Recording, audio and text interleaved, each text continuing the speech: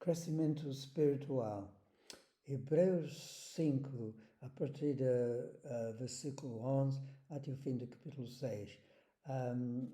O escritor aqui estava a escrever aos Hebreus porque eles estavam em perigo de voltar para trás e deixar o cristianismo por causa de segurança, porque os judeus não foram perseguidos, mas os crentes sim. Então este é o contexto deste livro, para incentivar os hebreus para não deixar Cristo. Em versículo 11 diz: quanto a isso, temos muito que dizer, coisas difíceis de explicar, porque ele vai falar sobre o sumo sacerdote e a nova aliança. Ele diz o fim deste versículo, porque vocês se tornaram lentos para aprender. Então, os hebreus, neste sentido, eram imaturos e não queriam progredir. E este é o caso de muitos crentes que ficam bebês. Nós, às vezes, nós somos lentos também e nós não entendemos as coisas. E vamos continuar em versículo 12, diz: embora essa altura já devessem ser mestres, vocês precisam de alguém que lhes ensine novamente os princípios elementares da palavra de Deus. Este é um quadro do bebê que está sempre a aprender, mas não cresce. Não parece que tem fruto do Espírito Santo, não evangeliza, não tem uma vida de oração muito profundo. E o escritor continua a dizer, quem se alimenta de leite ainda é criança e não tem experiência no ensino de justiça.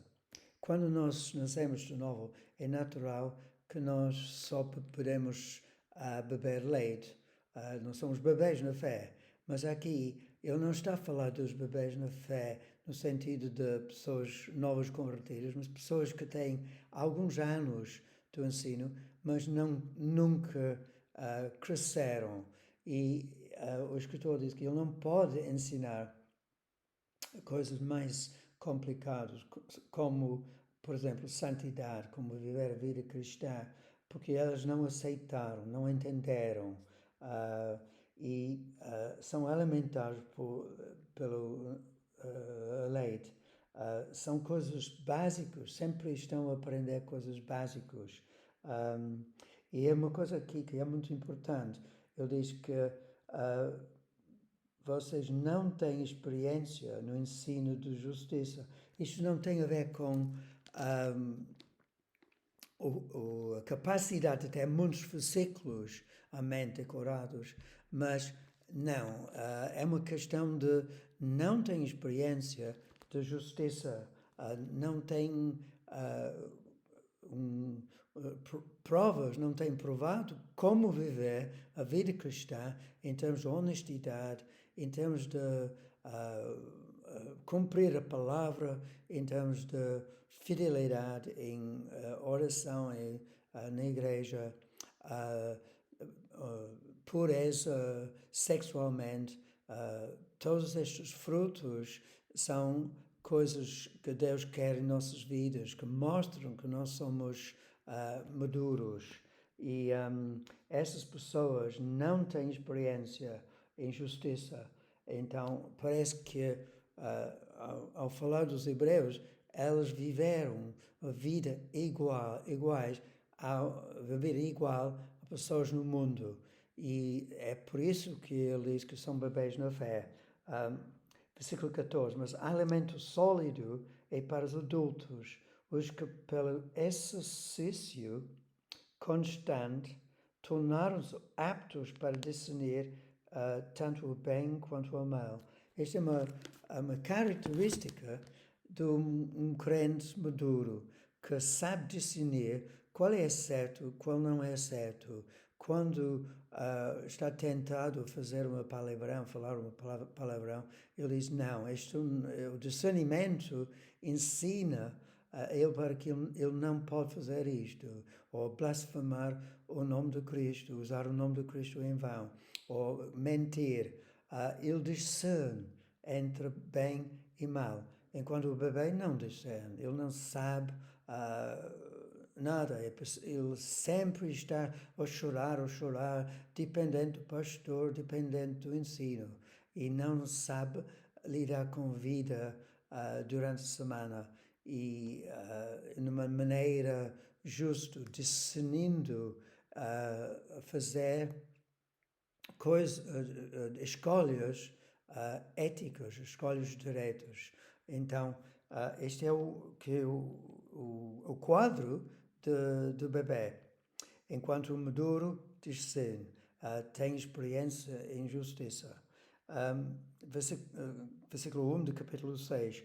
Portanto, deixamos os ensinos elementares a respeito do Cristo, avancemos para maturidade. Este é o alvo de Deus para nós.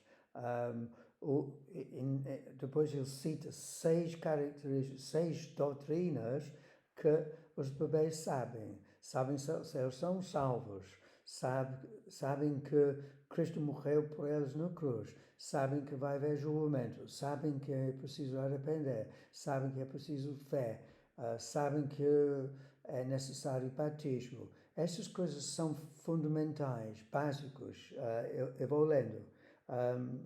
Então, ele, sem lançar novamente fundamento do arrependimento dos actos que conduzem à morte, por exemplo, mentiras,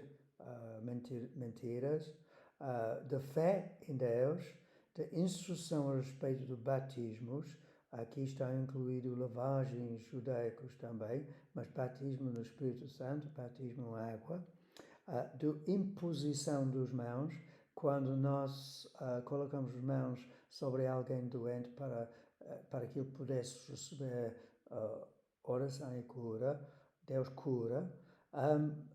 Imposição dos mãos quando a pessoa é designado como evangelista, como missionário, como pastor. Há outro tipo de imposição dos mãos. Ressurreição dos mortos, uma coisa fundamental, que todos os seres humanos, depois do morte, vão ser ressuscitados, e juízo eterno. Depois da morte, vem julgamento. São 6 elementos básicos da doutrina cristã. E ele diz em versículo 3, assim faremos se Deus o permitir. Ora, para aqueles que uma vez foram iluminados, então ele está a falar dos hebreus que foram iluminados, já tinham uma revelação de Cristo, provarem o dom espiritual, provaram o dom, qual era o dom? O dom da vida eterna, o dom do Espírito Santo, o dom de Cristo, a vida de Cristo, e tornaram-se participantes do Espírito Santo. Eles tinham experiência do batismo do Espírito Santo, experiência dos dons do Espírito, experiência da vida de Cristo, experimentaram a bondade da palavra de Deus e os poderes de era que há de vir, o futuro, e caíram. Vamos imaginar, o escritor está a dizer, vamos imaginar que a pessoa já tem experiência de Cristo, mas cai. Impossível que sejam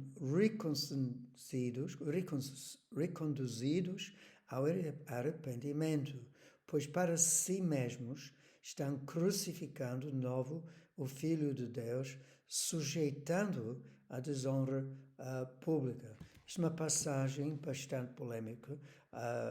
É uma passagem sobre a apostasia. Aqui não se fala de um crente que está desviado e atrapalhado e parado em pecado, mas volta, tem sempre um coração que quer voltar para Deus, uma vida atrofiada, pessoa que não usa aquilo que ele sabe, não aplica, não vive a vida cristã, não é obediente. Então, é o quadro do bebê imaturo que não vive a vida cristã, que não põe em prática, que não perdoa. Mas aqui não. É uma possibilidade, uma realidade que alguns saíram ou caíram da vida cristã e disseram com propósito nos seus próprios corações: eu não quero voltar para Cristo, eu não quero a vida cristã, eu não quero nada a ver com a igreja, nem a Bíblia, nem a oração. E é uma quadro bastante triste. Será que estas tais pessoas não eram crentes no primeiro lugar? Alguns pensam assim. A maioria dos pastores e comentadores dizem que não, eles já eram crentes, iluminados, pessoas que já conheciam Cristo, mas saíram do caminho de Deus e não tinham possibilidade de arrependimento. Não tinha, não podia encontrar arrependimento, porque eles não queriam, não quiseram ou não querem. Então vamos para umas provas disto, outros versículos que provam que é possível ter esta experiência. Primeiro em 2 Tessalonicenses 2:3, que diz assim: não deixem que ninguém os engane de modo algum. Antes daquele dia virá apostasia. Então será revelado o homem de pecado, o filho de perdição. Ou seja, antes da vinda de Cristo, nós vamos verificar muitos apóstatas, pessoas que afastam de Deus de vez e disseram: não foi nada a minha vida, experiência com Deus, e eles não querem nada com Cristo, ou por causa de ignorância, ou por causa de revoltas, normalmente sofrimento. Eles começaram a duvidar a palavra de Deus, duvidar de Deus, e eles com muito teimosia dizem: não, eu não quero. E então, antes do vindo de Cristo, nós podemos contar com apostasia. Não vamos ficar escandalizados quando pessoas deixaram de congregar na igreja ou deixaram de crer em Cristo Jesus. Outra referência, 1 Timóteo 4:1, que diz: o Espírito diz claramente que nos últimos tempos alguns abandonarão a fé. Uma pessoa não pode abandonar a fé que não tinha, ele abandona a fé que já tinha. Eles abandonarão a fé e seguirão espíritos enganadores e doutrinas de demónios. Agora, existe alguém na Bíblia que fez isto, que voltou para trás? Sim, eu creio que o rei Saul foi escolhido por Deus, tinha uma experiência do Espírito Santo, foi ungido, foi um homem de Deus inicialmente, mas por causa de ciúmes, por causa de ódio e revoltas, ele afastou de vez de Cristo, de Deus, e até foi falar com uma bruxa. E ele estava rebelde, totalmente rebelde contra os mandamentos de Deus. E no Novo Testamento, nós temos o exemplo de Demas, eu vou procurar aqui, 2 Timóteo 4:10, temos um exemplo que uma pessoa que seguiu com Paulo, seguiu Cristo, mas deixou tudo para gozar do mundo. Versículo 10, 2 Timóteo 4:10. Pois Demas, amando este mundo, abandonou-me e foi para Tessalônica, Crescente foi para Galícia, Tito para Dalmácia. Então Demas era um exemplo de uma apóstata, a pessoa que abandonou a fé. Então, vamos continuar com a leitura de Hebreus 6. Ao falar disto, a possibilidade, e para não crescer na fé, mas cair.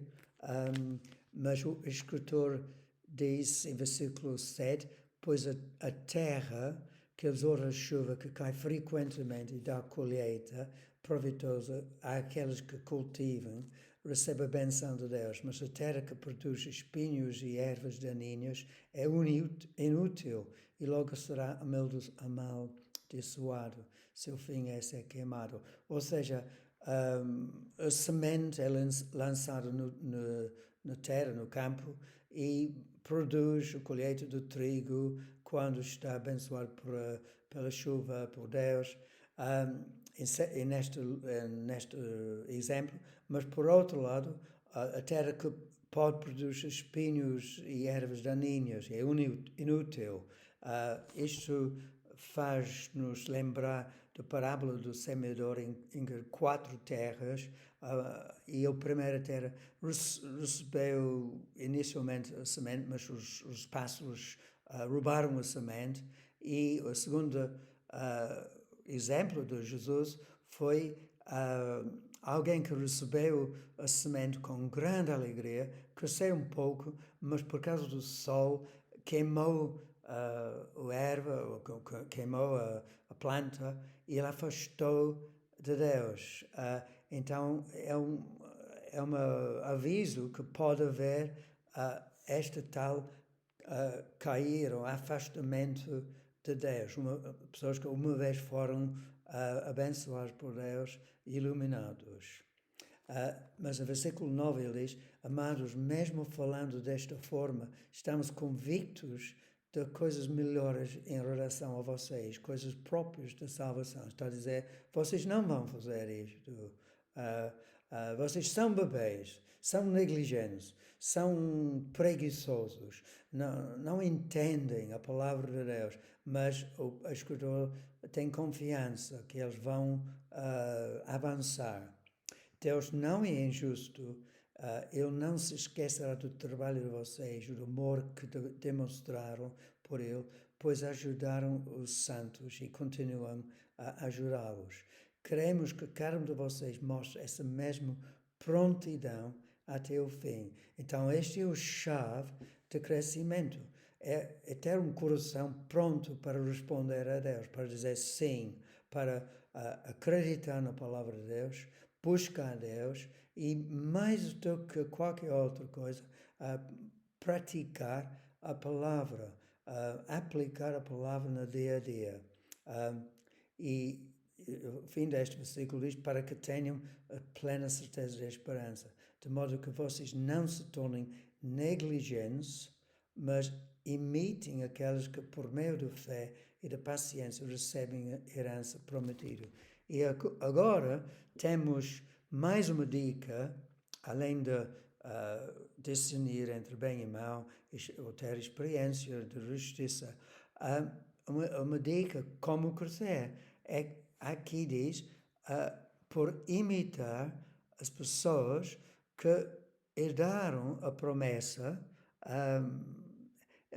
por fé, através da fé, com paciência.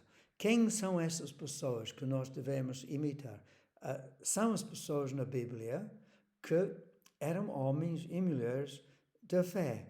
E através do estudo, nós podemos ver em Hebreus 11 o tipo de fé, a qualidade da fé, o conteúdo da fé, como nós devemos agir. Por exemplo, Caim deu uma oferta, sacrifício com ressentimento, mas Deus elogiou Abel porque ele deu um sacrifício de boa coração. Então, faz parte da fé de fazer sacrifícios pela fé, com todo o coração a Deus. Abraão obedeceu a Deus, deixou Arão e foi para a terra prometida. Obediência faz parte da fé. Noé, da mesma forma, obedeceu a Deus e construiu a arca por causa do mandamento de Deus. Então, a qualidade da fé é obediência. Então, cabe, ou mais tarde nós vamos estudar 11, capítulo 11, para ver mais pormenores sobre fé. E agora, no fim deste capítulo 6, ele fala de Abraão, que recebeu a promessa de Deus de ter o filho. Ele acreditava na promessa de Deus. E ele tomou posse do promessa. Ele tomou posse. Ele disse, isso é para mim. Esta é uma atitude correta para avançar. Temos esta esperança com o âncora 18, para que por meio de duas coisas imutáveis, nas quais é possível que Deus minta, sejamos firmemente encorajados, nós que nos refugiamos nele para tomar posse da esperança, a nossa proposta. Então, é isso que nós devemos fazer, acreditar na palavra escrita e toma posse das promessas de Deus, toma posse da vida cristã. Isto é para outro vídeo. Então, não vamos ficar bebês na fé, dependentes sempre do outro, mas vamos avançar em oração, em leitura bíblica, em praticar a palavra, em discernir entre bem e mal e experimentar em justiça todos os dias, sabendo qual é a vontade em determinadas situações, no escritório, na sala de aula, em casa com os filhos, em vendas, sabendo qual é certo, qual é o padrão bíblico através do qual nós devemos viver. E nós vamos crescer à medida que nós dizemos sempre sim a Deus. Quando Deus fala, é preciso responder com prontidão, dizer sim, ok, tu falas, tu corriges, tu dizes algo, então eu vou responder.